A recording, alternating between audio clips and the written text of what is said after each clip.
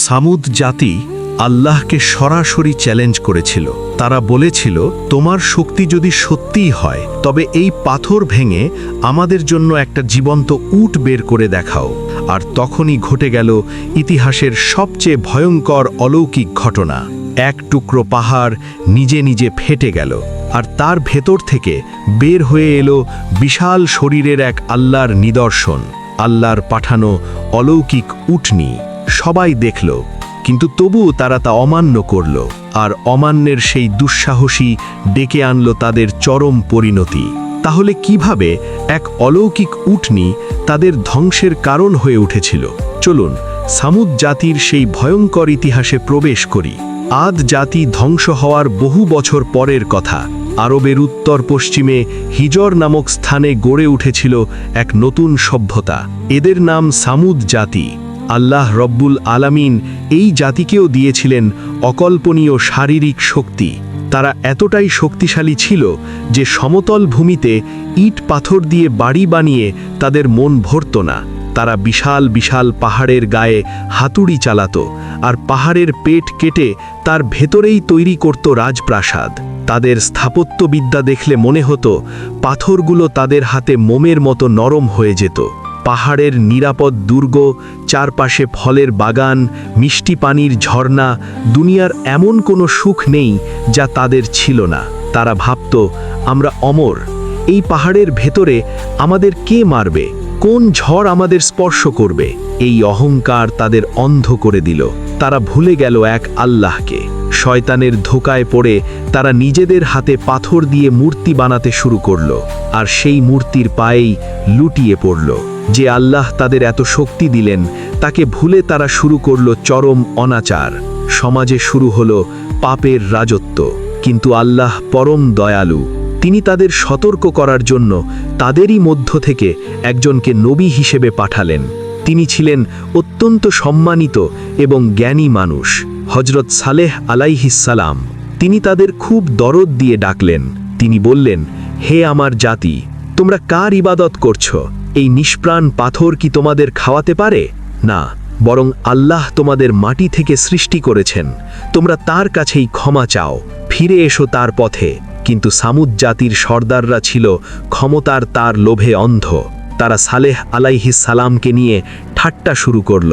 তারা বলল, ওহে সালেহ, তুমি তো আমাদের মধ্যে খুব বুদ্ধিমান ছিলে। আমরা তো তোমাকে নিয়ে অনেক স্বপ্ন দেখতাম, আর এখন তুমি পাগল হয়ে গেছো। তুমি আমাদের বাপদাদার ধর্মের বিরোধিতা করছো। তোমার উপর নিশ্চয়ই কেউ জাদু করেছে। হজরত সালেহ আলাইহিসসালাম দিনরাত তাদের বোঝাচ্ছেন, আর তারা তাকে অপমান করছে। শেষ পর্যন্ত শয়তান তাদের মাথায় এক অদ্ভুত এবং অসম্ভব চ্যালেঞ্জ ঢুকিয়ে দিল। তারা ভাবল, সালেকে এমন এক পরীক্ষায় ফেলবে যা পূরণ করা কোনো মানুষের পক্ষে সম্ভব নয়, আর তখন তাকে মিথ্যেবাদী প্রমাণ করে সমাজ থেকে তাড়িয়ে দেওয়া যাবে। দিনটা ছিল তাদের উৎসবের দিন। সামুদ জাতির সব নেতারা এক জায়গায় সমবেত হল। সেখানে হজরত সালেহ আলাইহিসসালাম উপস্থিত হয়ে তাদের আবার জাহান্নামের আগুনের ভয় দেখালেন। তখন নেতারা শয়তানি হাসি হেসে বলল, শোনো সালে, মুখের কথায় কাজ হবে না।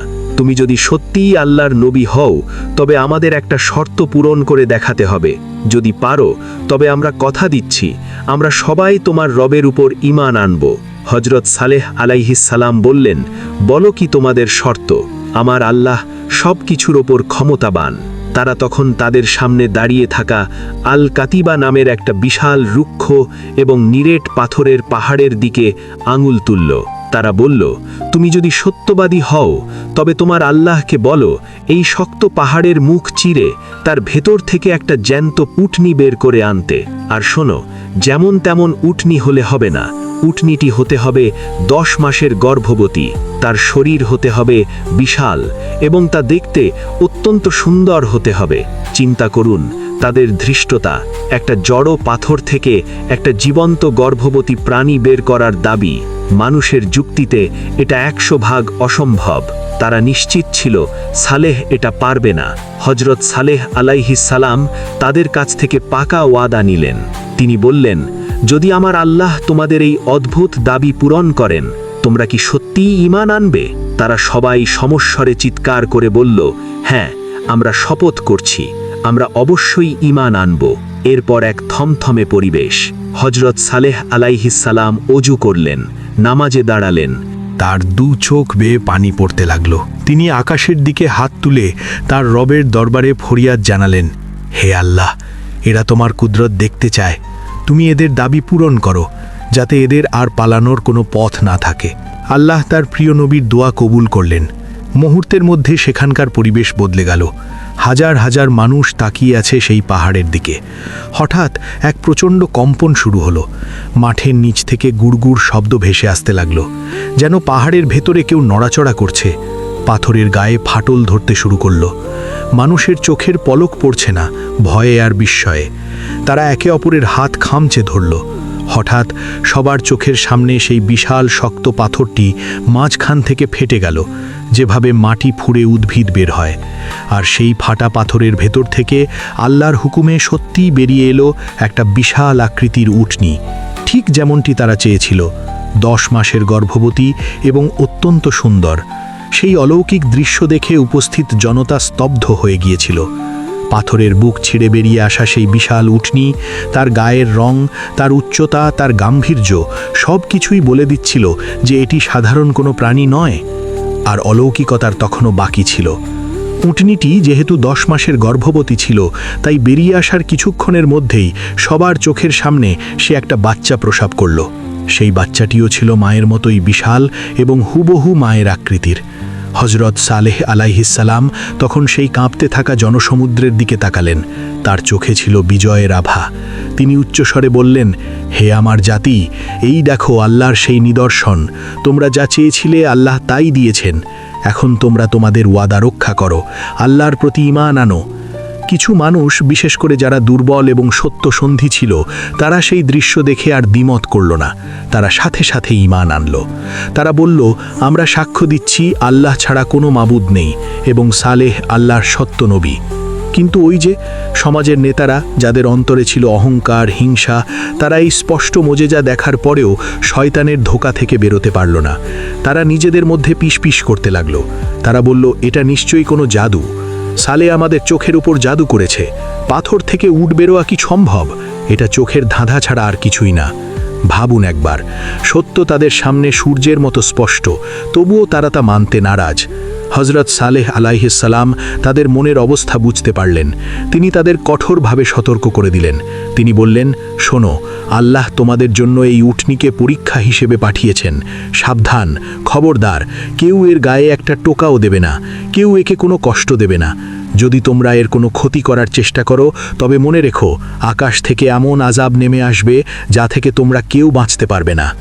এরপর আল্লাহ রাব্বুল আলামিন তাদের জন্য একটা বিশেষ নিয়ম ঠিক করে দিলেন। সেই এলাকায় পানি খাবার জন্য একটাই কূপ বা ঝর্ণা ছিল। আল্লাহ সালেহ আলাইহিসসালামের মাধ্যমে জানিয়ে দিলেন, পানির ভাগ হবে পলাক্রমে। একদিন এই বিশাল উটনি পানি পান করবে, আর সেই দিন তোমরা বা তোমাদের কোনো পশু পানি নিতে পারবে না। আর পরের দিন তোমরা সবাই পানি নেবে, সেই দিন উটনি পানি খাবে না। কি অদ্ভুত পরীক্ষা! যেদিন উটনি পানি খেত, সে একাই পুরো ঝর্ণার পানি শেষ করে ফেলত। একটা ফোঁটা পানিও বাকি থাকত না। সামুদ জাতির লোকেরা অবাক হয়ে তাকিয়ে দেখত। কিন্তু আল্লাহর রহমত দেখুন, বিনিময়ে সেই উটনি তাদের কি দিত। যেদিন সে পানি খেত, সেদিন সন্ধ্যায় সে তার 2 পা ফাঁক করে দাঁড়িয়ে যেত, আর সামুদ জাতির হাজার হাজার মানুষ এসে সেই উটনির দুধ দহন করত। তাফসিরের কিতাবে এসেছে, সেই উটনি এতটাই বরকতময় ছিল যে তার ওলান থেকে এত দুধ বের হতো যে পুরো শহরের সব মানুষ খেয়ে পাত্র ভরে জমা করে রাখত, তবুও দুধ শেষ হতো না। এইভাবেই দিন কাটতে লাগলো। উটনিটি আল্লাহর নিদর্শন হয়ে সেই জনপদে চড়ে বেড়াত। সে যখন কোনো সরু রাস্তা দিয়ে যেত, মানুষ ভয়ে রাস্তা ছেড়ে দিত। সে যখন কোনো পাহাড়ের পাশ দিয়ে হাঁটত, অন্য গবাদি পশুরা ভয়ে পালিয়ে যেত। এই দৃশ্য সামুদ জাতির অহংকারী নেতাদের সহ্য হলো না। তাদের মনে হলো এই উটনি তাদের পরাজয়ের প্রতীক। যতদিন এই উটনি বেঁচে থাকবে, ততদিন তাদের মাথা নত করে থাকতে হবে। প্রথম অংশে আমরা দেখলাম নবী সালেহ আলাইহিসসালামের আগমন এবং আল্লাহর অলৌকিক উটনির আগমন। পরবর্তী অংশে দেখব সামুদ জাতি উটনিকে হত্যা করল কিভাবে এবং হত্যা করার ফলে সামুদ জাতির ধ্বংস কিভাবে হলো।